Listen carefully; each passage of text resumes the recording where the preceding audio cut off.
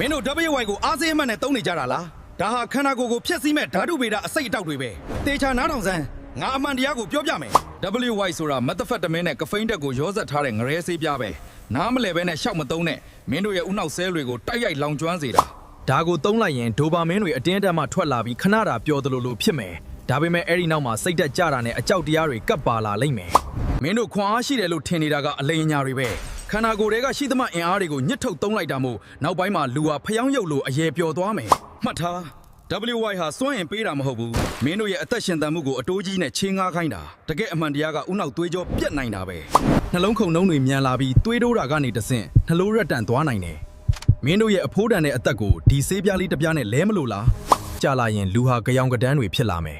တယောက်ယောက်ကလိုက်တက်နေတယ်လို့အမြဲတမ်းကြောက်လန့်တကြားနဲ့စိတ်တစဝေဒနာရှင်ဖြစ်သွားမယ်နှလုံးခုန်နှုံးတွေမြန်လာပြီးသွေးတိုးတာကနေတဆင့်နှလုံးရက်တန့်သွားနိုင်တယ်မင်းတို့ရဲ့အဖိုးတန်တဲ့အသက်ကိုဒီဆေးပြားလေးတစ်ပြားနဲ့လဲမလို့လားရုပ်ရည်တွေကလည်းအိုစားလာမယ်သွားတွေကျိုးပဲ့ကုန်မယ်မှန်ထဲမှာကိုယ့်ကိုယ်ပြန်ကြည့်ရဲသေးလား WY ရဲ့နောက်ဆက်တွဲကမင်းတို့ထင်တာပိုကြောက်စရာကောင်းတယ်နောက်ဆုံးအဆင့်ကတော့ဦးနောက်ရဲ့လှုပ်ဆောင်ချက်တွေလုံးဝပျက်စီးသွားတာပဲပြန်ကောင်းဖို့ဆိုတာမလွယ်တော့ဘူးဒီငရဲချင်းတွေကအခုချက်ချင်းရုံထွက်ကြစမ်းငါပြောတာတွေကိုတေးသေးချာချာမှတ်ထားကြအသိတတိရှိကြစမ်းအခုပဲအကောင့်ကို follow လုပ်ပြီးဒီဗီဒီယိုကို share ပေးလိုက်တော့ဒါဟာတကယ်အသိပညာပဲ